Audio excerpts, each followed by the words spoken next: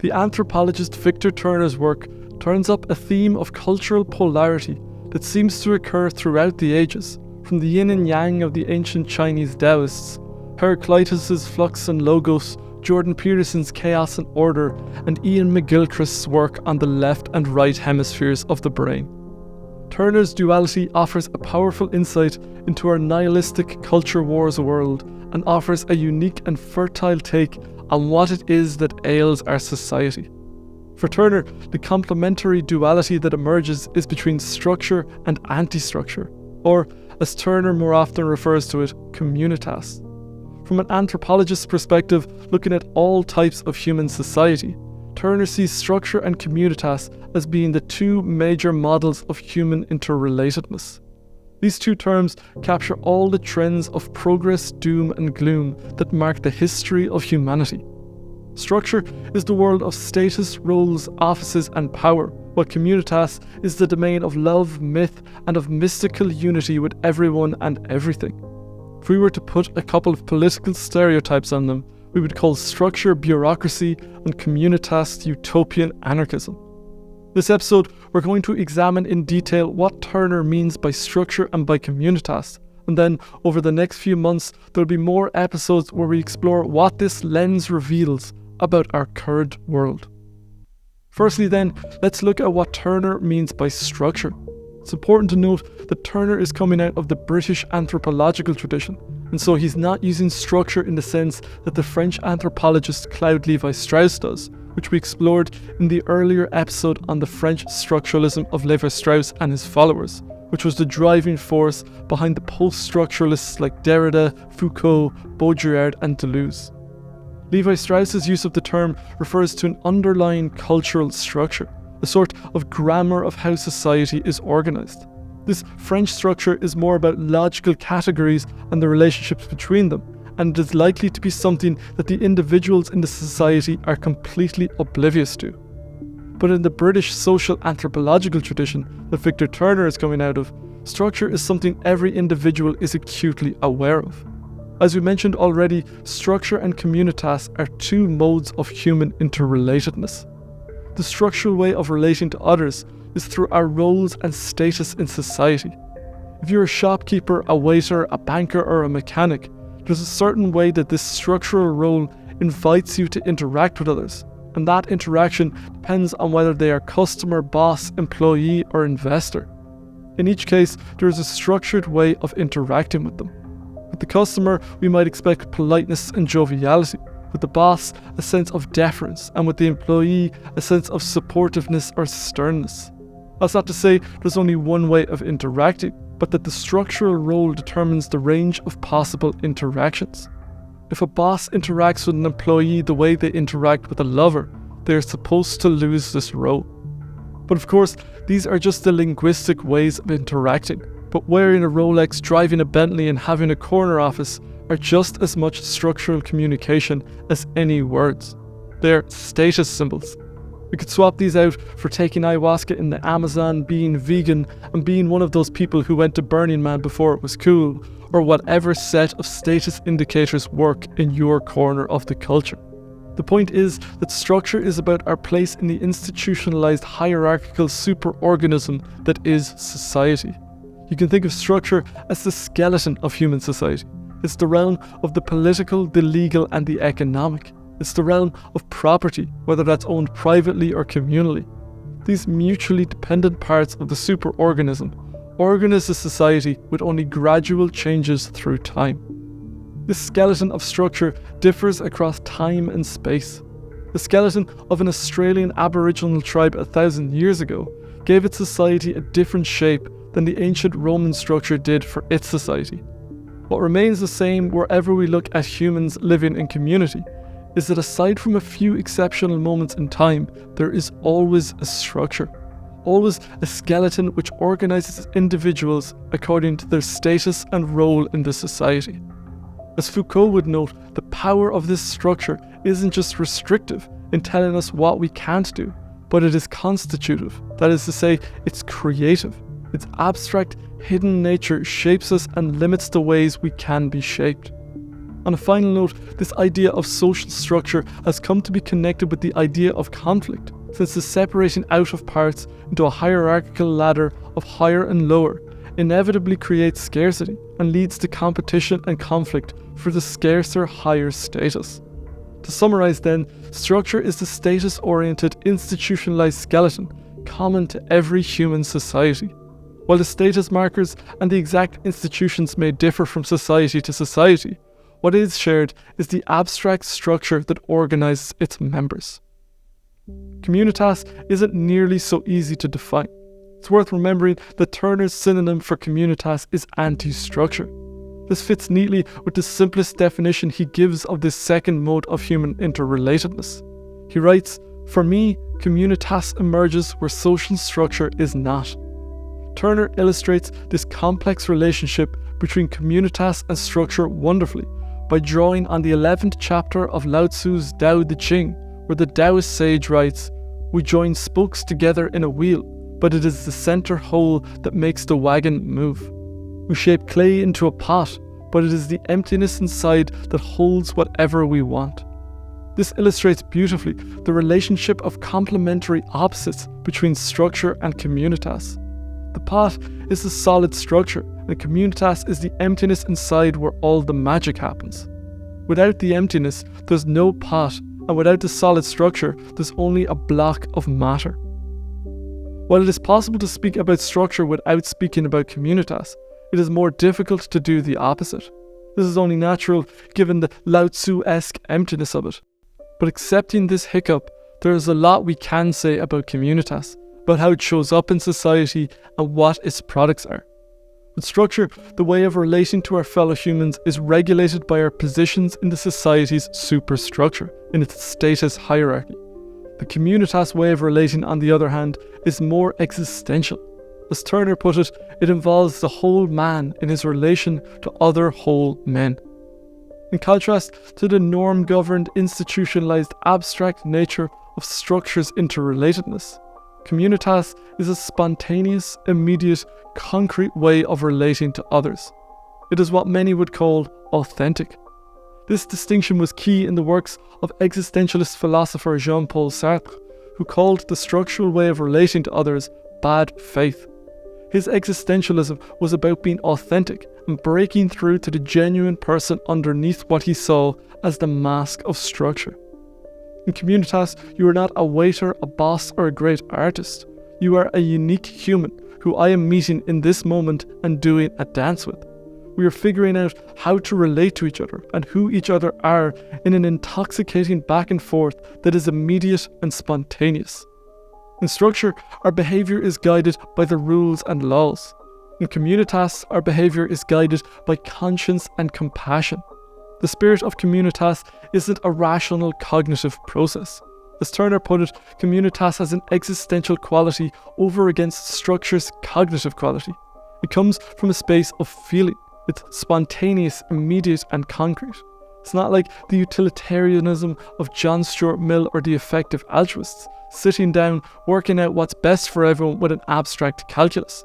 It's the person out there raising money for a cancer charity because they've lost their partner, their friend, or their child to the disease. What they lack in statistical rigour, they make up for in commitment. With this heart-centred way of relating, the values of those in communitas emphasise peace over war. There's a mystical feeling of oneness, a sense of universal brotherhood and sisterhood, which makes national and racial boundaries seem like toys that children fight over. Communitas is cosmopolitan in Diogenes' sense of the word. We are citizens of the cosmos, not just my tribe, my city, my nation, but the entire planet and the entire universe. In contrast to structure then, communitas is expansive, unstructured, and pregnant with infinite potentiality. No piece of art or media captures this cosmopolitan, egalitarian spirit of infinite potential that is communitas better than John Lennon's Imagine, where he sings, "Imagine no possessions, I wonder if you can, no need for greed or hunger, a brotherhood of man. Imagine all the people sharing all the world. You may say I'm a dreamer, but I'm not the only one. I hope someday you'll join us, and the world will live as one." beautiful, naive dreamer quality captures the pure, mystical feeling that is Communitas. Pure Communitas is such a wonderful part of human nature to be in that many have sought to make this state permanent. This is the ultimate goal of anarchism and also of Marxism insofar as Marx talks about the withering away of the state. It's also the dream of hippie communes and the promise of many cults. But the idea of a Communitas society is inherently paradoxical. The Communitas mode of interrelatedness is inherently unstructured. Structure seems like domination and inauthenticity to those in the Communitas mode. It is, by definition, spontaneous, immediate, and concrete. Attempts to make this state more permanent inevitably take us into the realm of structure, and here hierarchy and status begin to emerge again. In the Marxist system, the bourgeoisie is lower than the peasant, who is lower than the proletariat.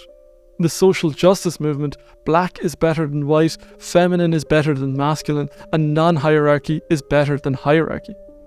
The Communitas sentiment of equality and universal sisterhood and brotherhood collides with the world of structure and crystallizes into a polarized complementary structure. In order to bring about any Communitas-oriented revolution, there must be an organization and a mobilization. After all, the system that these revolutionaries are up against are incredibly organized and structured by definition. In order to besiege this system, the revolutionaries must themselves become organized and thus institutionalized. At this point, hierarchy, whether it is explicit or implicit, begins to seep in. Communitas is like a snowflake that is equal parts perfect and ephemeral. It is here, and a moment later it is gone, but the memory is forever touched by this beauty. Communitas movements like anarchism, Marxism, and social justice are Communitas inspired, but to the extent that they are movements, they partake not of Communitas, but structure. Communitas is a spontaneous and immediate way of interrelating. It's an incredibly fragile state. It's like the flow state. We're only in flow when we are unconscious of being in flow. Once the consciousness of difference and preference between equality and inequality has re-emerged, we've already left the realm of Communitas behind us. Communitas is the ocean of chaos that renews the order of structure. As Jordan Peterson explores in his book Maps of Meaning, an order that goes too long without being resubmerged in the waters of Communitas becomes ossified, rigid, and corrupt. Looking at the state of our political, legal, and economic systems today, it is safe to say that this has come to pass. There are radical voices on the left and right working to bring about this desperately needed resubmerging. The left envisions this resubmerging progressively as something we must move towards, as a new world we must build. Those on the right, on the other hand, are more reactionary and look backwards to institutionalized religion. This reactionary movement has a point. The only place where Communitas has been permanently structured in large-scale societies is within institutionalized religion. Across traditions, there are monasteries and ashrams where seekers of Communitas can go. Every monastery has its abbot or its Zen master or its guru. This guru is the top dog, and there are strict rules in place that the adherents must follow. This strong dose of structure creates a powerful container within which this ephemeral, fragile state of Communitas can be nurtured and sustained over a longer period. So institutionalized religions created a container within which Communitas could be sustained. They created a container that could hold this fragile state. And we should note that this was only possible because of the monastic structure, not just with its material support of food and shelter, but with its strict rules and traditions. Outside of the monasteries, institutionalized religion preached the values of Communitas to the culture.